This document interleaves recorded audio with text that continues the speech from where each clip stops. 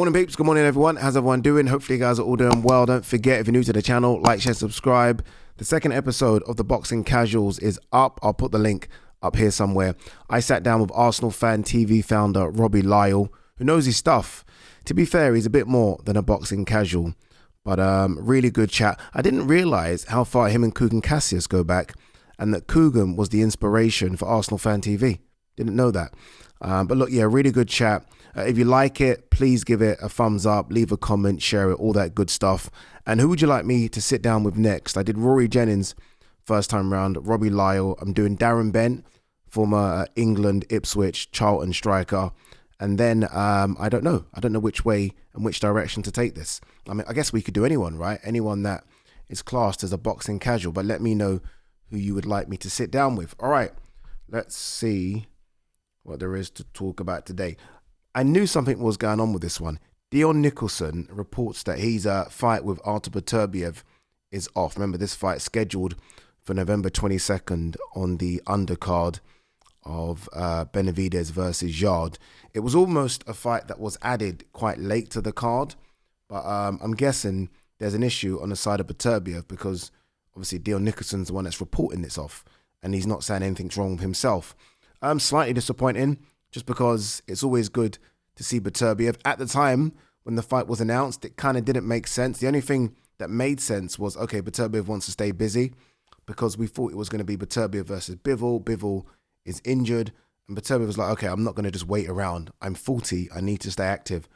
I don't know. Maybe there is something lined up for Beterbiev bigger. But I'm looking at, you look at the landscape of the light heavyweight division. Callum Smith is going to fight Morrell. Obviously, Benavidez is fighting Yard. Boatsie's fighting Zach Parker. I mean, there aren't that many other big names for him to mix it with, unless I've missed someone out. Yeah. So, I don't know. Maybe Beterbiev's injured. Jaron Ennis talks for both him and Lima ahead of a 154-pound debut. You know, I can't remember who I was talking to, and I was like, yeah, Boots is going to run through Lima. And that person was like, no, ain't going to happen. That he's seen Lima up close in sparring, spent some time. Who said this? Might have been Glanton, you know. Might have been Glanton or Marcus Brown, I can't remember. But he said that he spent some time with Lima, and Lima's good. He's big, he's strong, he's game. So I don't think this is as easy a debut as maybe people thought when it was announced. Obviously, look, we didn't really know who Lima was, and you look at the 154-pound division and it's name after name after name after name. But sometimes it's the ones that you don't know that are the dangers, because you've not watched them, you haven't looked at them, you've not thought about them. So this might be a bit of a banana skin early for Boots. But then I guess Boots will be Boots. I see Sam Jones tweet something a couple of hours ago, saying something, I'm paraphrasing here, but that Boots would beat anyone from 154 up to 168. He's not including Terence Crawford in this. Stop it. I mean, let's calm down a bit here. Do you know how many killers are 154 pounds? And even two of the guys at 160 in Alam Kanali and Carlos Adames. Let's just relax here. Let's see what he does against Lima. I get it, Sam. Jack Cattrall's now with Bozy, and you know you're part of that team now. But let's take it easy. There are guys at 154 pounds that I'm not convinced he runs through. I'm not at all. One of those guys being Virgil Ortiz. I'm not convinced that Boots just runs through Ortiz. Not at all. I think that's a very, very tough fight. But look, let's see what he does against Lima first, and then we can start getting excited and sort of saying crazy, outlandish things. All right, Carl Froch, let's talk about him. Carl Froch has teased us, and I think it is just a tease. He put something up on his Instagram, might have been yesterday or the day before, saying last dance, and it was him getting his gloves put on by Rob McCracken, as if to say the team is now back together for one more. Carl plays this game quite well. Carl is really good when it comes to the media now. Obviously, he's got a very big following. His YouTube channel, I think, is one of the best out there for boxing, because he says it how it is, and that's quite refreshing. He's in a position to do so. Carl, if you're watching this, and I do believe you watch this channel, stay retired. Please stay retired. I know that Misfits and DAZN are going to be teasing you with some of that, but I just don't think that it's worth it at this stage of your life. Carl has not fought for 11 years, 11, 12 years. When was George Groves? 2014, 11 years. Carl's not fought for 11 years. I'm sorry, no. You know what it is as well? The person that Carl's rumoured to be wanting to fight is Darren Till. Now, if Darren Till was just a YouTuber turned boxer, I'd say, okay, cool. Carl would probably, dismantle him in a couple of rounds. And Carl, by the way, could still do this. But Darren Till's a fighter.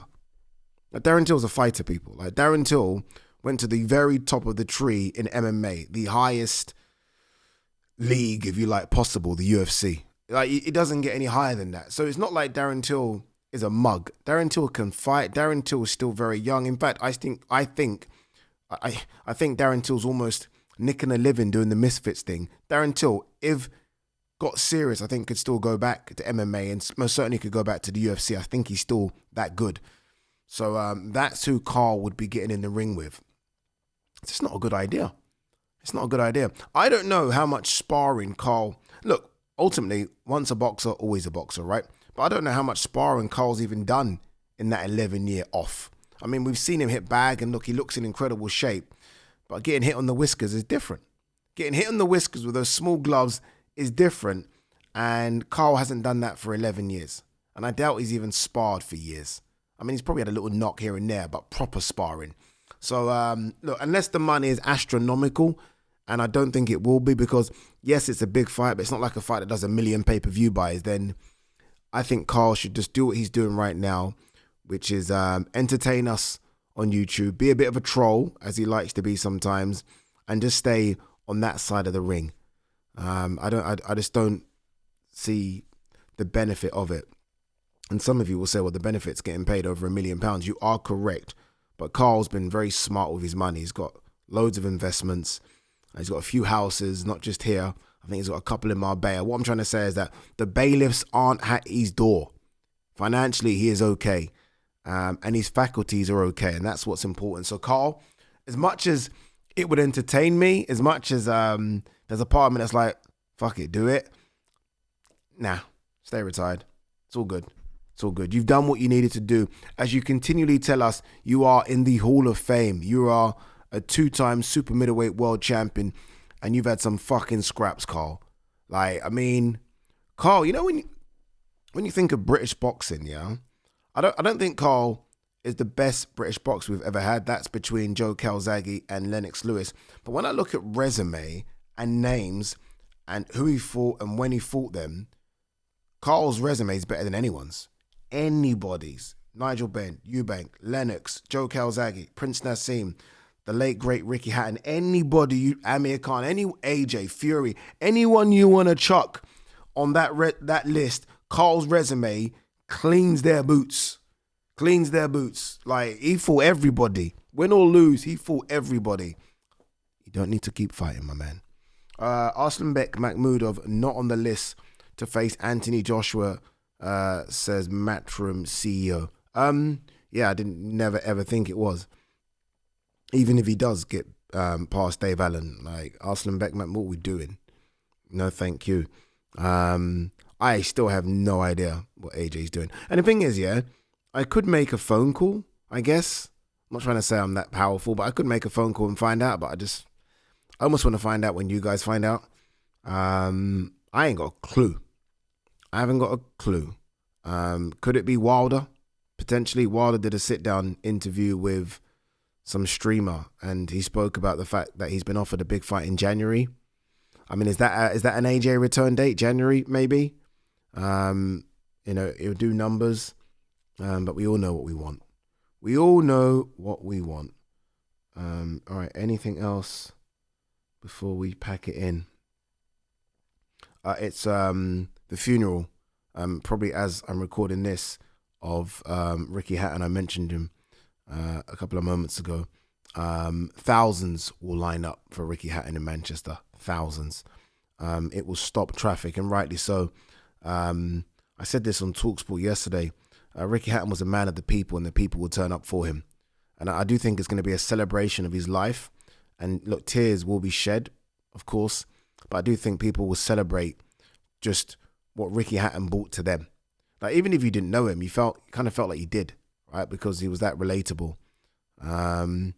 Boxing is very much a lower income sport, isn't it? Like, I mean, you don't box, or some do, but majority of people, you don't choose to box if you don't need to. Boxing is very much a sport for poor people. And, you know, when these boxers like Ricky Hatton do what they do, they become rich people. But Ricky still knew how to relate to the poor people. And I think that's why people loved him, and that's why it hit home for a lot of people, because he felt like someone you knew, even though you didn't really know him personally, but you felt like someone you knew personally has passed away. So look, it's going to be an incredible turnout. And it's a shame because there was a lot of talk about me doing the weigh-ins for Mahmudov versus Allen. And if I was up in that Sheffield area, I would have gone to Manchester. But there will be thousands that line the street. And I'm sure there's going to be something tomorrow that Matchroom and DAZN do as well. All right, guys. Thanks as always for tuning in. Appreciate you. And we will see you in the next one.